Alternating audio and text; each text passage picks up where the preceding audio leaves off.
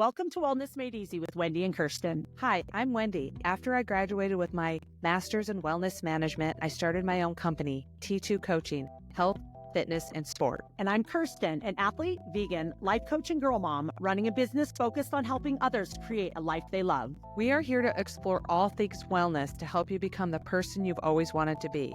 So if that's why you're here, open your ears and your mind as we tackle the world of wellness together.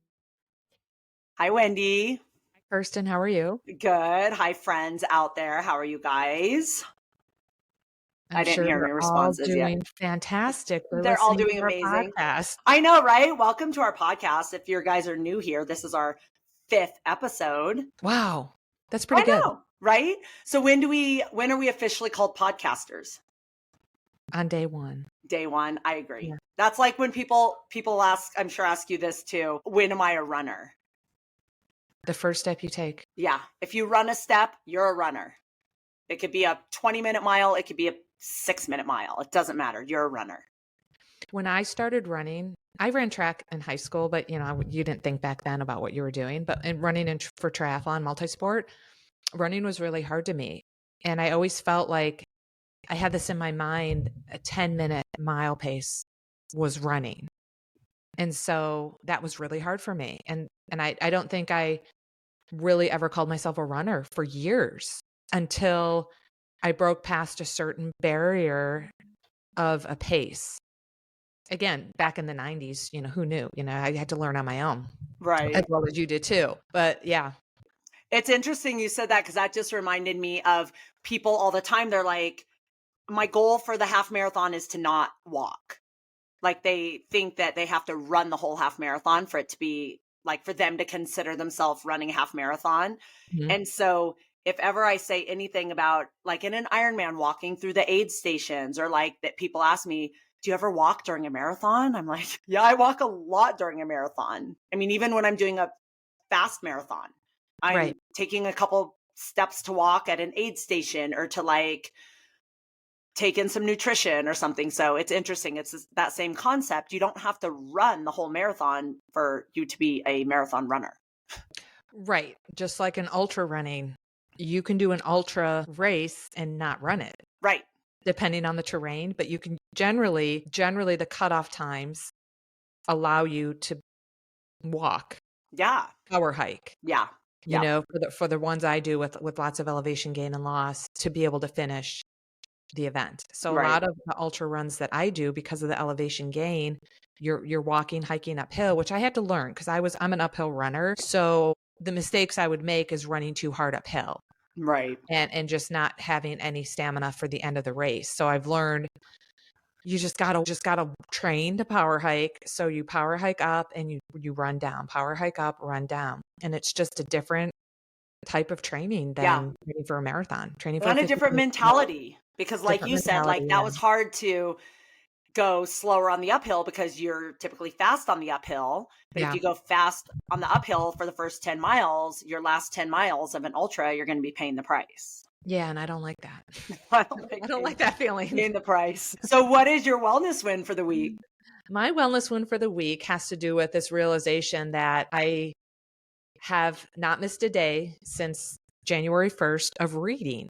Oh. And so I'm on a streak, which wasn't my intention. I just started this book that Don gave me. He had completed, and I said, "Oh, I want to read it." I started reading it, and it really drew me in. It was about 350 pages, and I finished it a week ago because I just really got into it. And I'm like, okay, what's next? So Don reads a book. He's usually ahead of me. And then I just read the next book he's reading. So then, it's like our little book club. Right. Because you guys have a similar taste in books. Not necessarily. He's more the reader than I am. Like this was a novel and I'm reading another novel. And so, who knew? So I kind of said, I usually get home from coaching the kids, around 7:20, 7:30, eat dinner, chit chat. But usually by 8, I like to say, okay, I want to start reading by 8 at 8:30 at the latest. And so it kind of takes me off. I got to make sure I got to plan ahead to say I'm not going to be emailing clients, texting clients, social media. I kind of turn it off and I get into the book. And so I know how much you do streaks. So I'm like, oh, cool. I get to share my streak. Right. So are these books fiction books? Yes. Like, and is that typically not what you read? Right. That's what I thought, because that's how I figured we had similar reading styles. As far as the books we typically read are like autobiographies and memoirs and Yes. And these are novels and they're fiction and they're stories and they're relatable and it's kind of been really fun. That is. Did you get your hair cut? No. Oh, it just looked a little short. Thank you. You're like, but thank you. Well, like, when you first get your hair cut, it looks kind of straight. Uh-huh. I was like, her hair looks very straight. No, I didn't get it cut. Okay. I probably brushed it. So I haven't gotten a haircut since March of 2024. So I'm just going the whole year. Yeah. So I got 2 more months. And I that's kind of my history. But then I started going twice a year, like in March, my birth month. And then I'd go again in like October, like before Hawaii or before a big race in September. And this time I'm just, I just don't know what I want to do with it. Like when I was going on the 6-month rotation, I kind of knew what I wanted to do. I was excited. But I'm like, nothing's really grabbed me to say this is what I want to do. And so I'm like, okay, I'll wait till March. I should get it cut in March. It'll be a year. But I like doing the before and the after because my hair grows fairly fast. Yeah, me too. So I tend to twist it, bun it, not, when I get in and out of the water, so it's not brushed, and I kind of start forming some dreadlocks, and they're hard to get out. So then I just don't brush my hair for a while. And you guys, this is totally true. I'm not even making this up. So finally, I used the conditioner at Lifetime so I could get a brush through my hair. I feel like I was 6 years old because that's how I brushed my hair at 6 years old. And I brushed my hair so it makes it look longer. Yeah, that's how I am. People always think, since I always wear my hair up, and I always wear a hat. And so when I do wear it down, especially if I brush it, because mine's like yours, kind of fuzzy and like it's not super straight. It's kind of like has a little bit of body to it. So if I like brush it or straighten it, people are like, holy cow, your hair is really long. Yeah. I remember one time, the first time I got my hair cut when I moved to Georgia, my hair was down, like it was all the way down to my hips.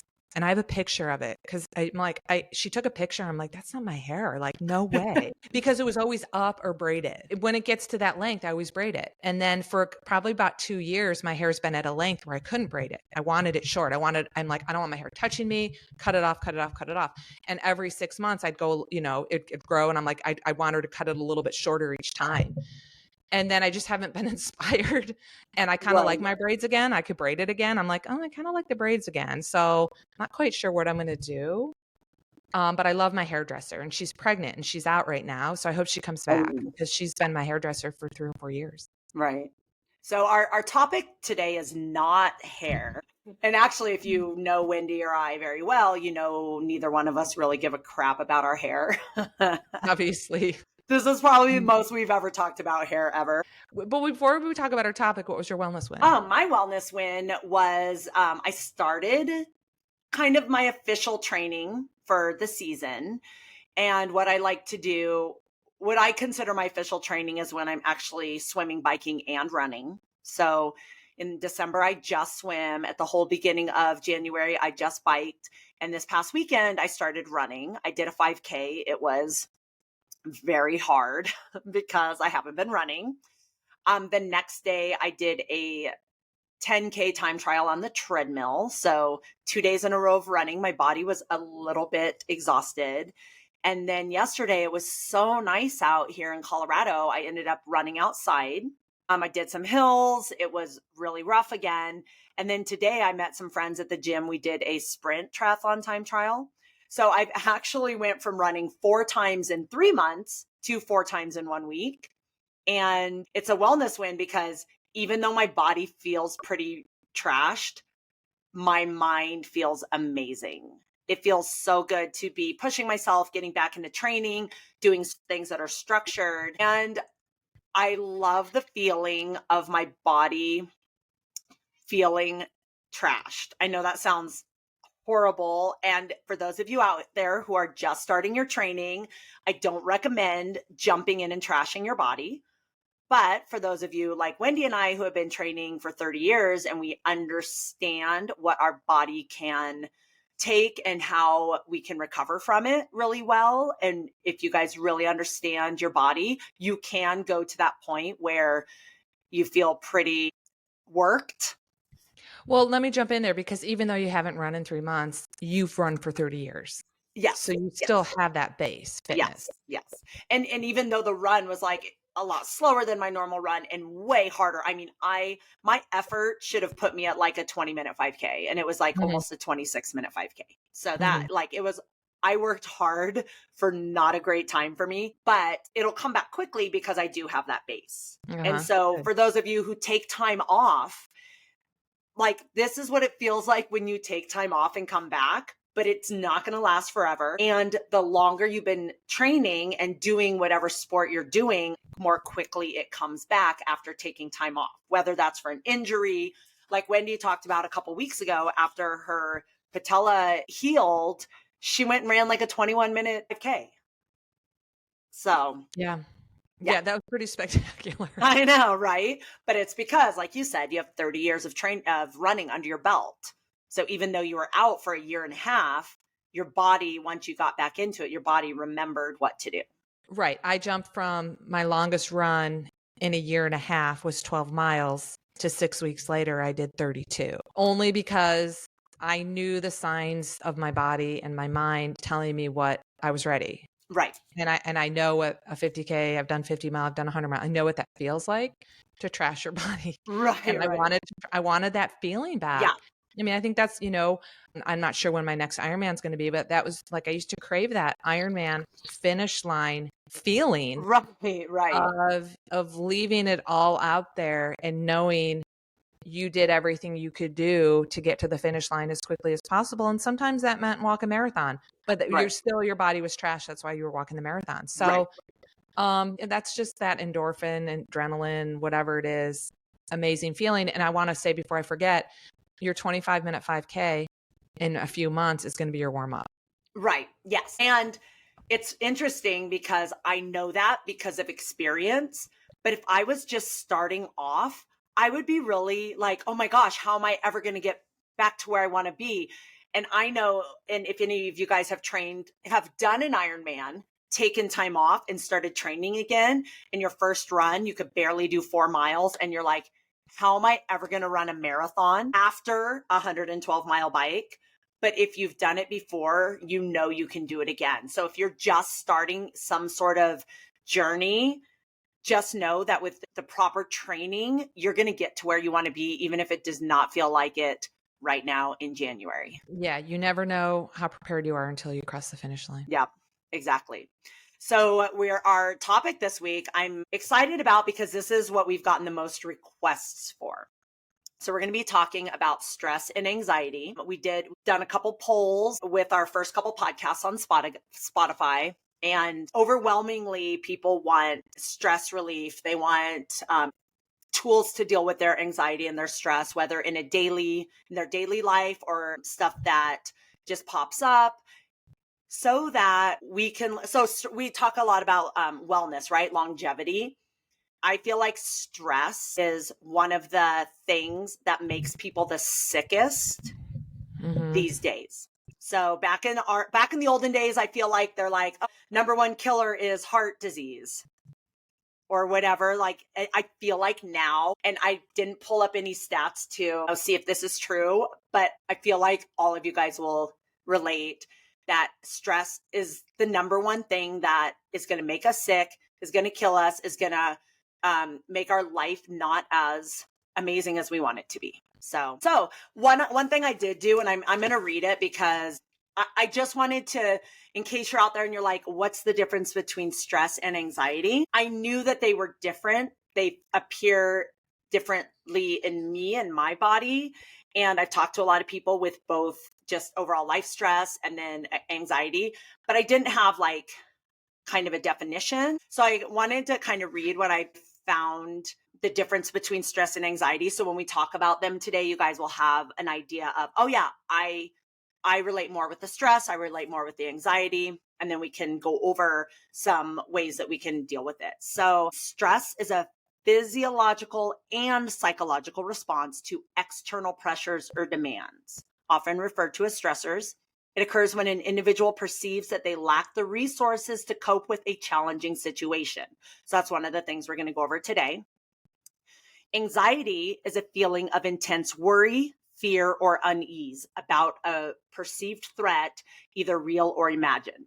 It's often accompanied by physical symptoms like restlessness, rapid breathing, or a racing heart.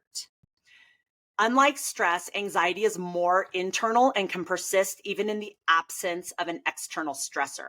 So from what I gathered from those two things, I kind of wrote, in short, stress is generally a response to external pressures, while anxiety is often rooted in internal worry and fear. So Yeah. is that kind of your understanding as well? Yes. All right. And just a little side note, because we talked about this. When I was in my master's degree for wellness management, I started in the exercise physiology part, and then I ended up going to more wellness management. One of my big projects was to write a stress management program. This was back in 1990. Yeah, I mean, I started grad school in 96, so it's Okay. probably by 1997. I mean, gosh, wow, not a long time ago. And I had this binder, this big fat white binder full of like programs and how to relieve stress management. And that's when back then I really didn't understand exactly the definition of what wellness was. Right. But to me, wellness equals stress management. And it That you kind of need to look, you need to find that it binder. still does to this day. Right. Because if you can manage your stress, that can open up and ease a lot of anxiety and kind of fix a lot of things in your Yeah. life so you can live well for longevity. Right. And if you can figure out the areas in your life that are causing the most stress or anxiety, I think it's easier to deal with those issues. Mm-hmm. If you can pinpoint, which some of us can't. Some of us are just like, I just feel like overwhelmed, or I just feel a lot of stress, or I just cry every day, or I just can't bring myself to do this certain thing. I can't, but you don't know what area. So I feel like that's kind of a good place to start if you're just feeling like overall overwhelmed or anxious or stressed, is maybe look at the different areas in your life. There's a lot of different areas that you might not think about, like relationships, family life, jobs, career, finances, health, wellness. What are some other ones you can think of? Just different areas that people might want to consider.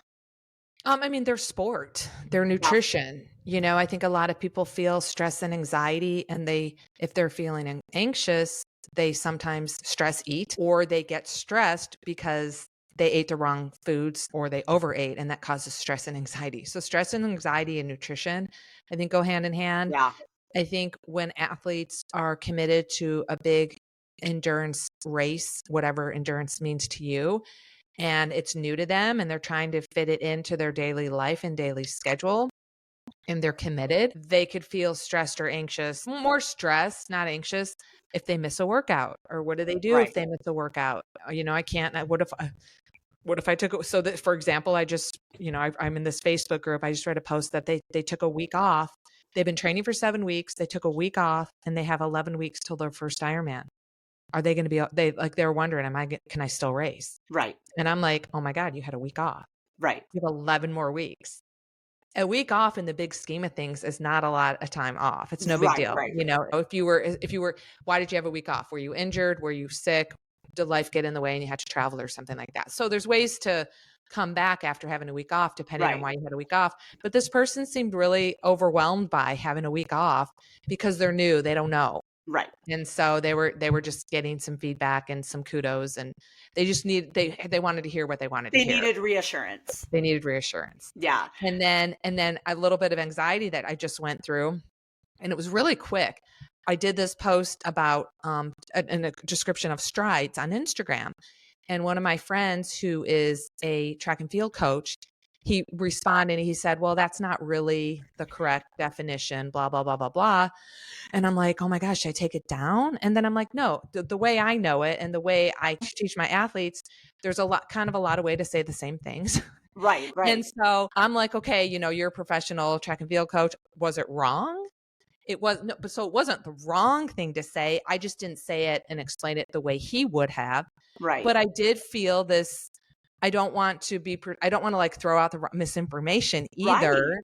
So it created a little, I think more anxiety. Well, that was more of an anxiety thing for me. Yeah. And that reminds me of what this podcast is.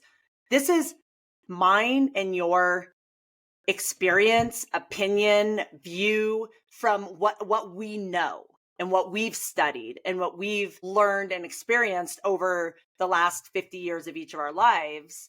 And we're trying to present it in a simple way and give you guys some ways to better your own wellness.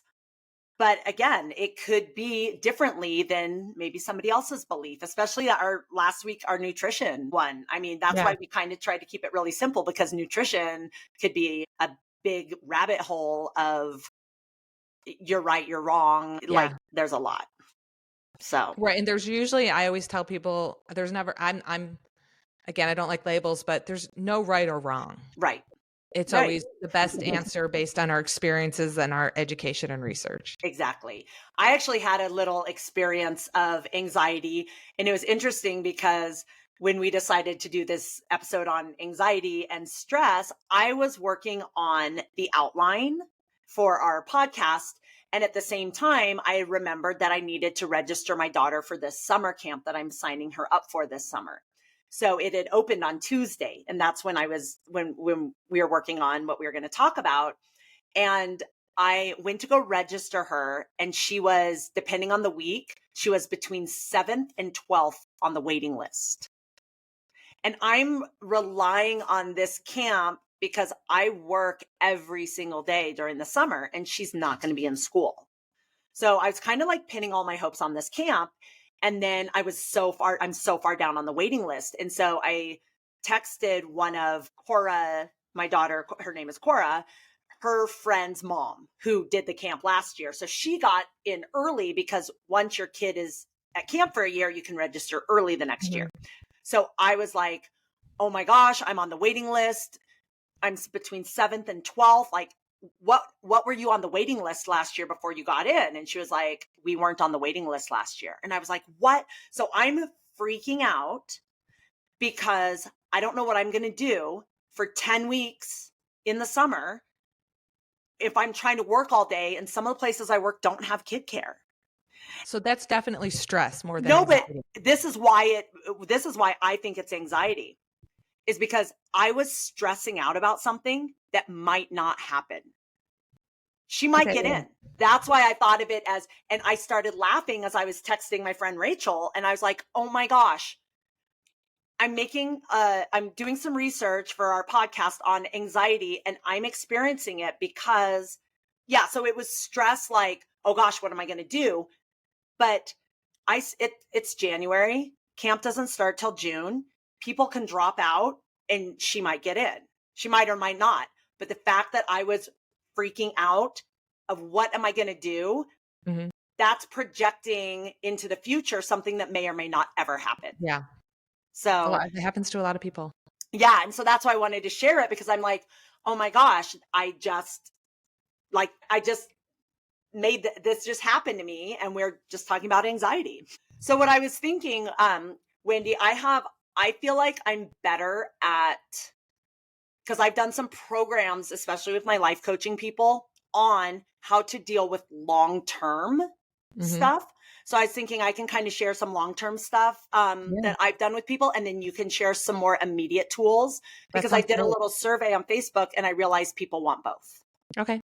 So before we go any further, I just want to say, if your stress or your anxiety is debilitating, like you cannot get out of bed, you cannot get out of the house, you cannot make it to your job, you need to see a professional. Wendy and I are not professionals. We're just sharing, again, our experience and how we've helped people with this and how we've helped ourselves. So if it's an emergency, there's resources to reach out for an emergency, but also therapy. I know it's not accessible to everybody, but check your insurance. If you have health insurance, most insurance covers therapy. And if not, a lot of therapists work with sliding scale, and there are always free resources out there. I just did a quick little search and I saw several. I know sometimes it's some paperwork and jumping through hoops, but if this is something that is like ruining your life, I highly recommend talking to a professional. All right. So, and then the other thing I want to say, like I said before, the more you can pinpoint what area of your life the stress and anxiety is coming from. I've noticed a lot of people also, it's coming from time management and scheduling type stuff. So again, if you can pinpoint where it's coming from, then it's easier to kind of figure out what to do to deal with that. So I wanted to talk about stress first. So here's some, why don't you start in case somebody's feeling like super overwhelmed. Wendy, why don't you give them some like quick, immediate tools that they can start working toward that? Well, again, it's a lot of it is identifying what is super overwhelming for you. So when it comes to time management, and I think, we just live in a society where we got to do more and more and more and more and more. What has helped me from a time management standpoint is to create columns, categories of what needs to get done, what needs to get done first. Like, what do I need to do? Sometimes you need to do A to get B and C done, or A is due in an hour, or A is due tomorrow. So really just kind of I'm a list person, looking at the big list, looking at the big picture of saying, okay, I only have an hour. I have 5 things to do. I only have an hour. What needs to get done first? And sometimes when you're in the heat of, I have so much to do, I can't do any of it, you're not thinking clearly. But what's helped me is that, immediate, what needs to get done in 2 days, what needs to get done in 3 days, or what needs to get done by the spring. Right. Sometimes that's on my list. I don't need to get done right away. So I just kind of create those categories. If it's something like, again, I mentioned the nutrition stress. If you feel like you ate the wrong thing or ate too much, and that's creating a little bit of stress and anxiety because, you were on this plan and you were doing so well, blah, blah, blah, blah, blah. Why is it creating stress and anxiety? Why is overeating in your sense of it? Why is eating the wrong thing the way you describe eating the wrong thing? Why is that causing that stress and anxiety? So it's always going back to the why, the why, the why, the why. Yeah, in that situation, I do have a little tip that has helped me in the past. Don't look at the calories. So if you just ate a bag of chips, if you're obsessed with numbers, calories, weight, calories in, calories out, if that's something that you're like hyper focused on, it's best not to take a peek at the calories, because if you just ate a bag of chips, you already know it's going to be like 1,200 calories. You don't need that confirmation that you just ate 1,200 calories. Well, and on top of that, and usually people get stress and anxiety because it was too much food. They're going to gain weight. You're not going to gain weight in a day. Yeah. You may gain some water weight, but you're not gaining a whole bunch of body fat in a day. So you have to know when you gain or lose weight, it's cumulative. What you do in one day is not going to move the scale over the long term. What you do in 1 month, if you keep eating a bag of chips every day for 1 month on top of everything else you eat, well, then you're probably going to gain a few pounds of body fat. But it's just understanding how your metabolism works. And sometimes when you do eat that bag of chips, your metabolism goes up to kind of like get rid of it. Burn it off. It's got to metabolize it. So your metabolism is going up. Right. So, again, then you get to the fear of gaining weight. And that's just a whole nother topic. Right. That you have to deal with.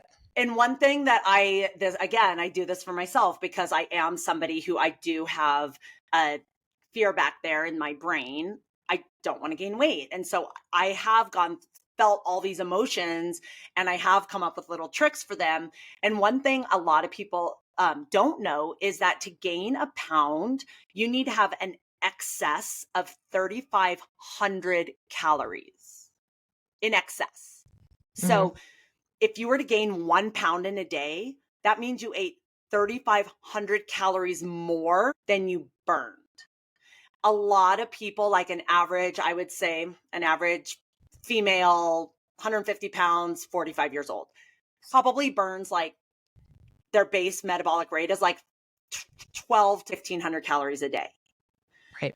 So even if you did nothing all day, you sat on your butt, you would have to do 3,500 calories plus 1,400 calories. So that's almost 5,000 calories that you would have to sit and eat without moving to gain a pound. And that would be really challenging. Yeah. So it's just understanding it all. And again, that's just based on clients I work with, 2 ways that people have stress. People could, and again, missing workouts. I missed a workout. Don't try to make it up. Just let it go and understand adaptation. The training is a process. What you do in one day is not going to make or break your race. What you do in 1 week is not going to make or break your race. When you when you start missing as much as 3 weeks or beyond, then that does have an impact on your fitness, but missing a week is not going to impact your fitness. Missing 6 months will impact your fitness. So just understand when you do miss something like a workout or a meeting or something, it does make room for you to do something else. So if you're missing, again, your workout because you went to your kids or spouse's event, whatever that is, that's a priority. So again, missing something makes it room for another priority in your life. Right, right. And it's good to remember, like, Wendy and I do talk a lot about like sport, triathlon, health and fitness, because that's what we're both really into. But this could also pertain to every single area of your life. So like if you don't do laundry for a week, it's probably going to be okay. If you have a sink full of dishes, it's probably not going to make or break your life as a whole. So kind of to see yourself as like a speck in this big like life you lead, one day out of 100 years of life doesn't make or break you. Right. And then I just want to mention one more thing. There was a time in my life back in 07, 08, 09, 2010, back in those days, I had like 5 jobs. I was the breadwinner. My husband didn't have a job. I had a bike. I didn't even have a car. I had a lot of kind of stress and anxiety, but I made it work because it had to. Right. And I knew I was at a period in my life that it was temporary. And so again, always reminding yourself whatever the situation is temporary. Right. And that you just have to adapt and manage what you're trying to manage and then get back into your routine if that's what you want to do. That's funny because I go to therapy every week, and I was just telling my therapist last week. So the beginning of my week is really stressful, and I'm very easily anxionized, and I get really anxious and overwhelmed. But then after Wednesday, the rest of my week gets easier. And I see my therapist on Thursday. And so I was just telling her last week, she's like, how are you dealing with this? And I'm like, I always feel like I am going to explode. Like I can't take any more. And then it eases up. And it's kind of like, yeah. And so I know that. And so instead of catastrophizing and being anxious about it, just being aware that I know Monday through Wednesday, I'm going to feel like I'm going to burst. And then by Thursday, it's going to start kind of alleviating that pressure. And so expecting something. And when we talk about anxiety, I think one things I want to talk about is having the knowledge and expecting something to happen alleviates a lot of the intensity. Mm-hmm. So one of the things that I help my clients with when dealing with life situations that they want to change. So I feel like if something is really stressing you out, then you want to change it.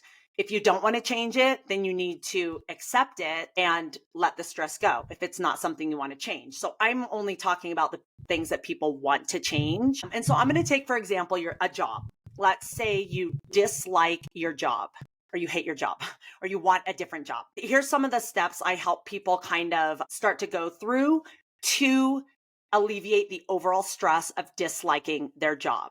So if we're taking the job thing, the first thing I would have you do is write down a list of all the things in your life that are affecting you in a negative way, or that cause you stress, or that make you feel overwhelmed, or that are like, that make your heart rate get up, things that you hate, things you don't want to do, things that you're not excited about.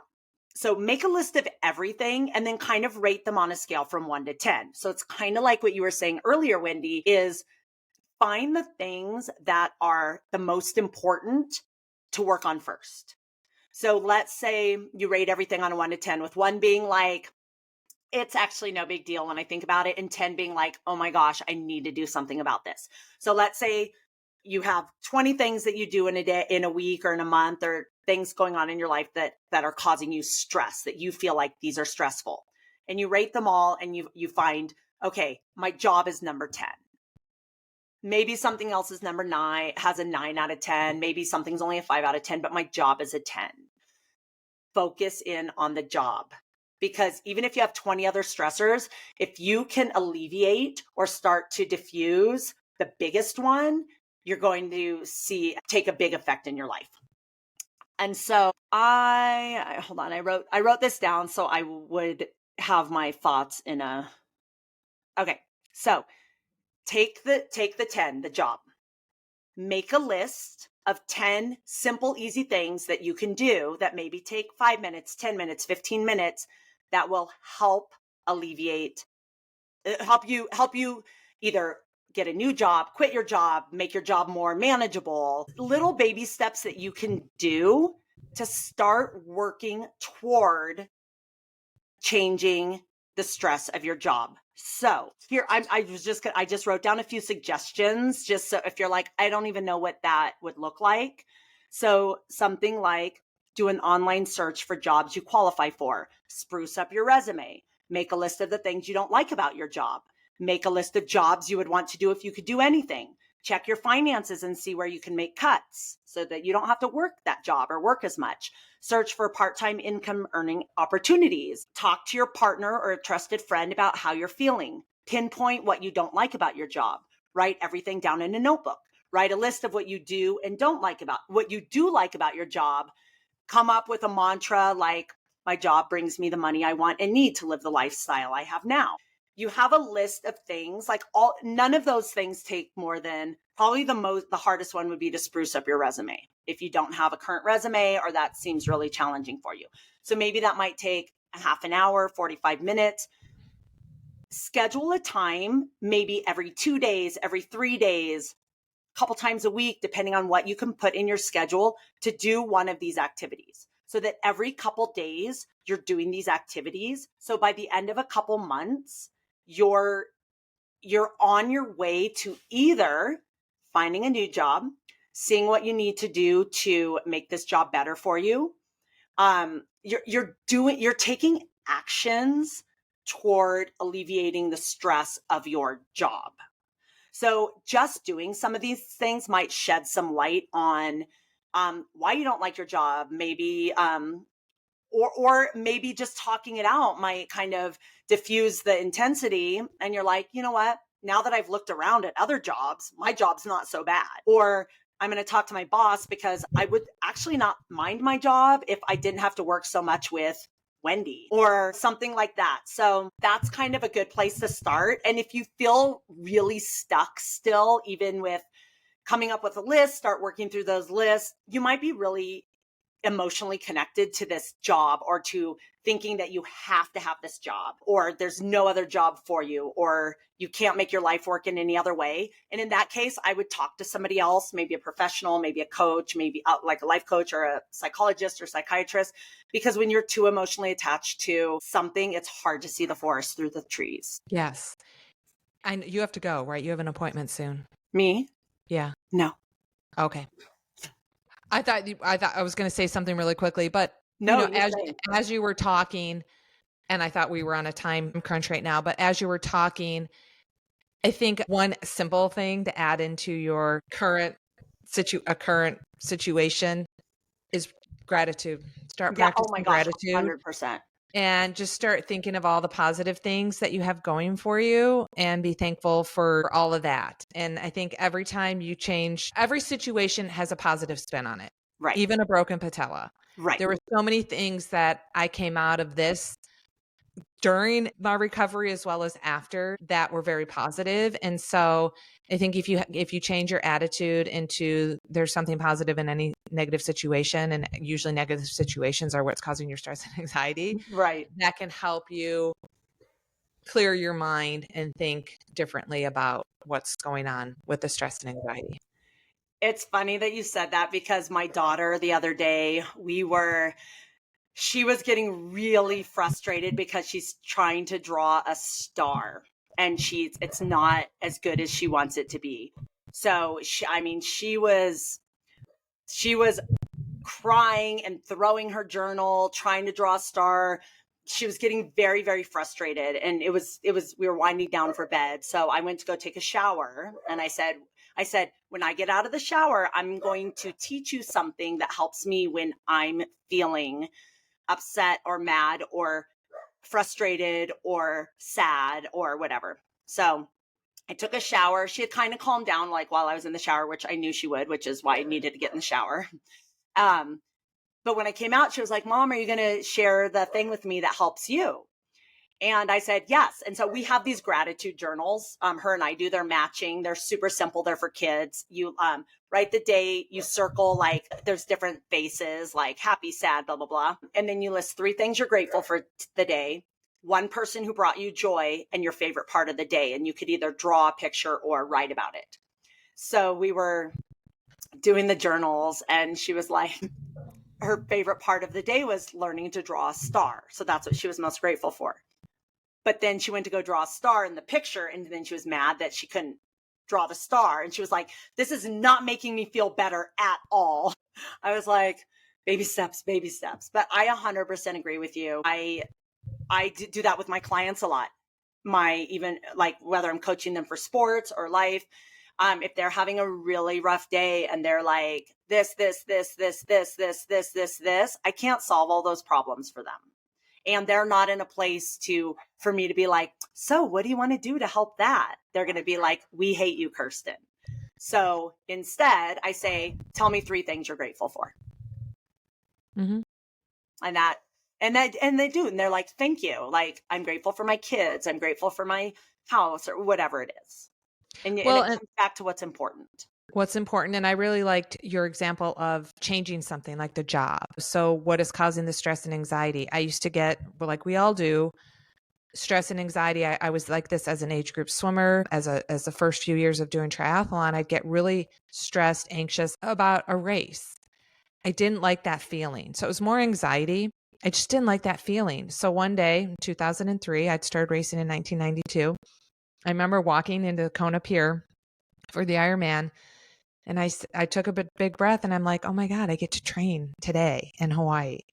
And from that day forward, every event is just another day of training because I love to train. Right. But I've never been one to like to have to perform because of maybe an expectation I put on myself, but now that every race is another day of training, I go into it with a very calming, excited anxiety instead of fear anxiety. Right. And you said something very, very valuable that I think would be a game changer to anyone listening who feels stuck.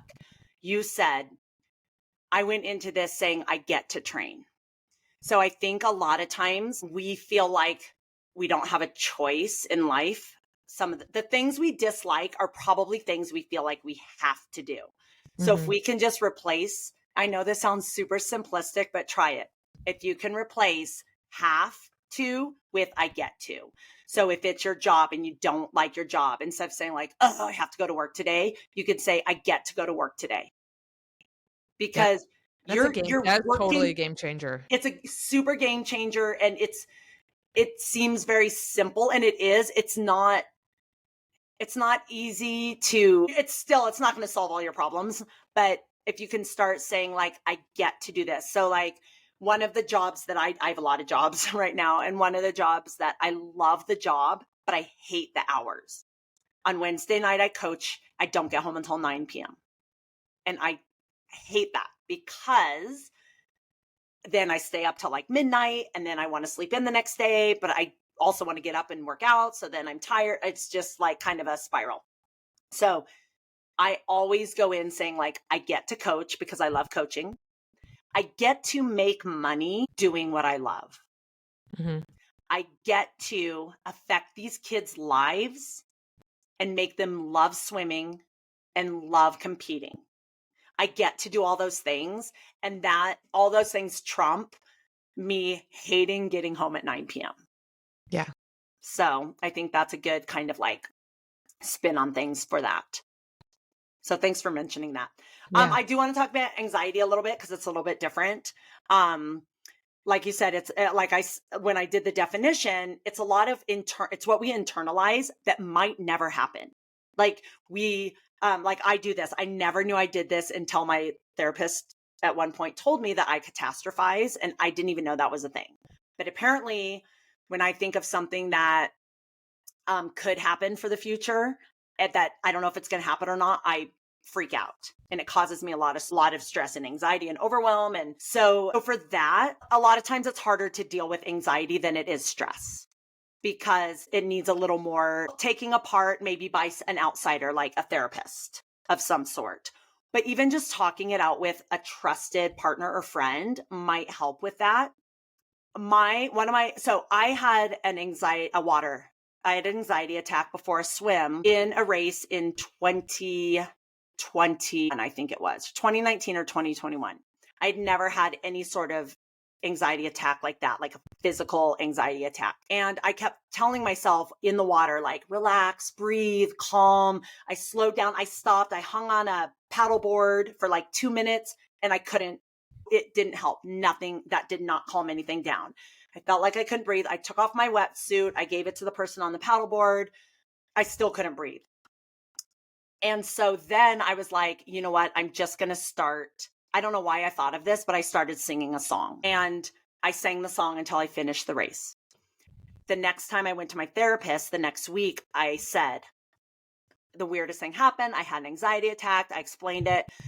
And she said what I was doing with calm down, relax, take a deep breath is the worst thing you could do, because you're bringing attention to your body and your mind already thinks your body is failing you. So she said the best thing to do is distract yourself, which is what I inherently did by singing a song. She said a lot of times if people are anxious, like in their everyday, she'll have them like run their fingers under cold water, because it distracts them from whatever's going on in their head. Or she said, like, chew a piece of gum, like cinnamon gum or sour gum, or do something so that it takes your mind off of whatever is causing you anxiety and fear. So I've had 3 anxiety attacks since in the pool. I'm not in the pool. I never have it in the pool. It's always in the open water. But what I talked about earlier about alleviating the intensity, now what I do is I go in expecting it to happen. So when I'm on the bus to the start at the St. George race, I'm telling myself I'm going to have an anxiety attack. But it's okay, because I've had it before. I know what it feels like. It turned out okay. Here's my song I'm going to sing. So when I go up and I'm getting ready to swim, when they're like, beep, beep, beep, beep, and you go run out, in my mind, I'm already singing my song. In my mind, I know I'm not going to be able to breathe. I know I'm going to have a panic attack. And the only thing I have to do is keep singing my song. If I bring attention to my body, I start freaking out. I have to just sing my song. So that's an example of, if you're having an anxiety attack or something's causing you a lot of anxiety, the best thing that I've heard and learned and experienced is to distract yourself from whatever is going on. And then knowing what it feels like and that it could happen again will alleviate the intensity when it does happen.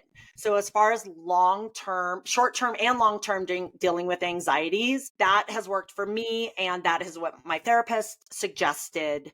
But again, like, anxieties are so deeply rooted in our brain and our body that if it's unbearable, I would 100% recommend going to a professional.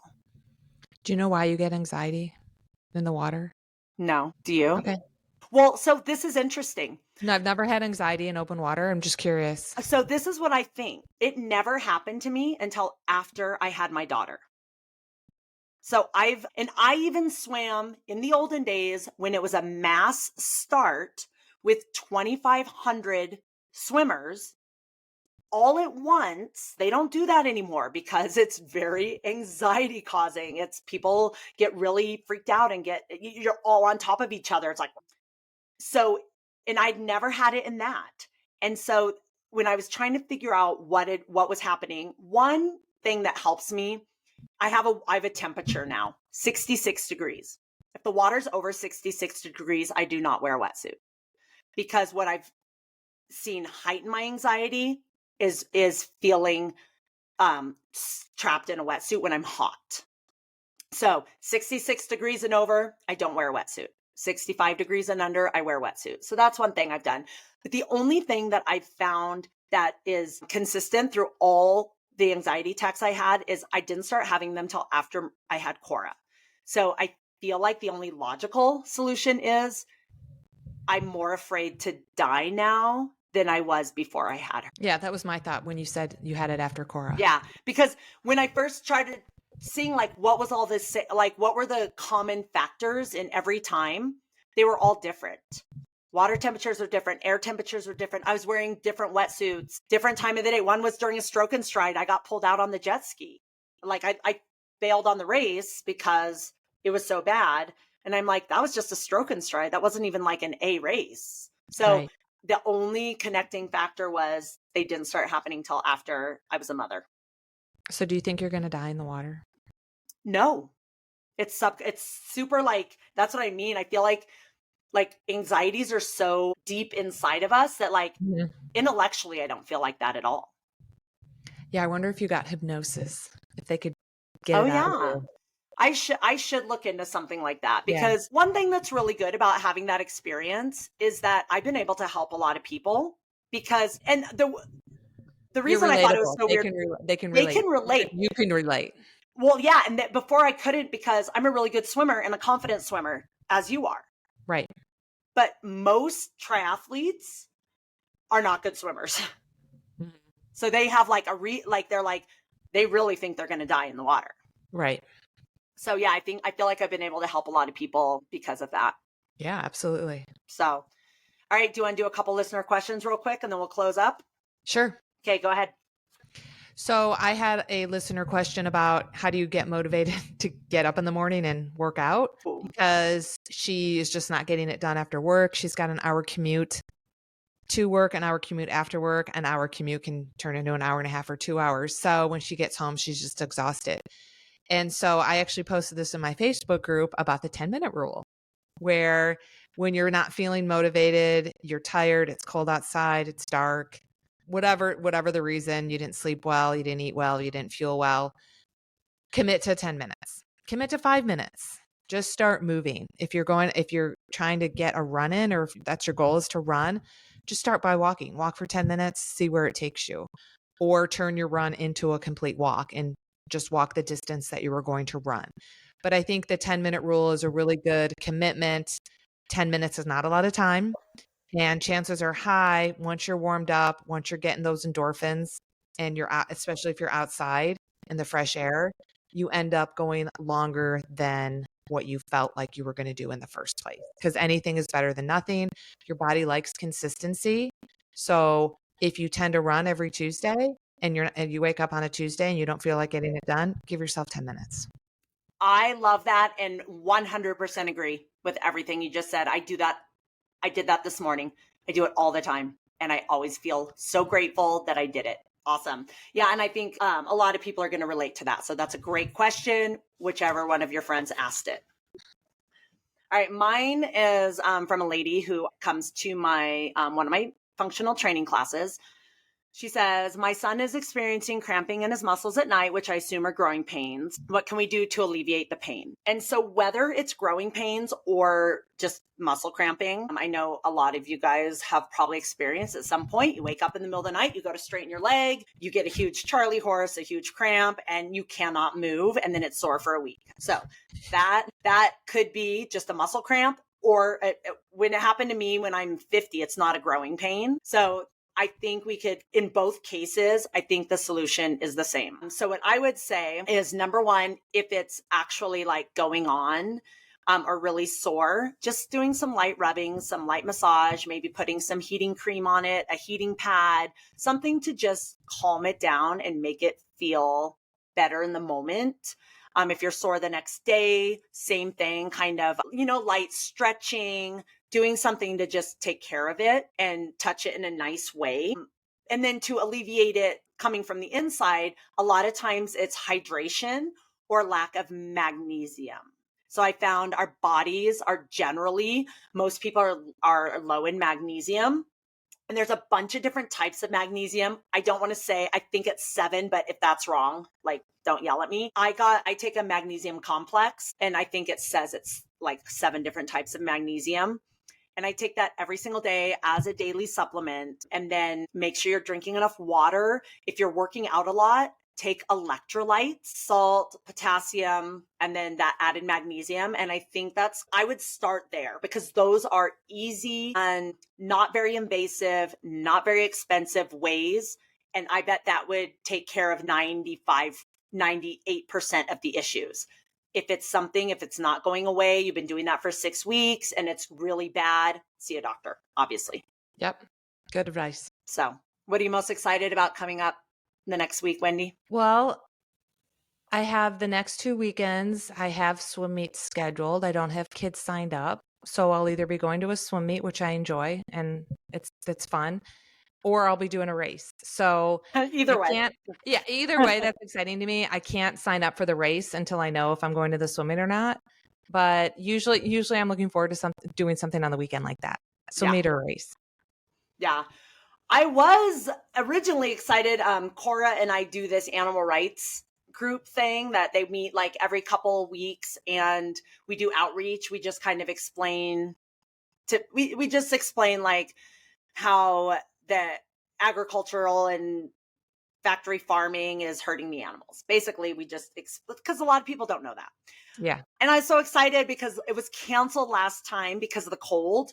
And it's supposed to be this weekend. And this weekend is supposed to be a high of 0. Oh, wow. So I have a feeling it's going to be canceled again. So if that gets canceled, then I do have my daughter this weekend. So I will look forward to hanging out, watching some movies and staying warm, snuggling with the pups. Yep. When something's canceled, there's always it makes room for something else. Yep. Wellness is doing things you love. Yep. So awesome. Well, if you guys have any questions about anything we talked about today, please reach out. If you want specific topics you want us to touch on or listener questions, let us know. Super easy to get a hold of us, but wherever you're watching this, you could just comment and we'll check the comments. Anything else, Wendy? No, you can see us on Instagram, send us an email, Facebook, however you want to contact us. Yeah, we're available. All right. See you guys next week. Bye. Bye. Make it a great day. Maybe we'll do it together sometime and it'll sound good. Or we'll just flail every week. Thank you for listening to Wellness Made Easy with Wendy and Kirsten. If you want to learn more about us or anything we talked about today, check out the links in our show notes. We would love to know what you think of our podcast and what you want more of. So drop us a comment, send us a message, and help us out by leaving us a rating and a review. And don't forget to let us know your wellness win for this week. Thanks for listening. Make it a great day.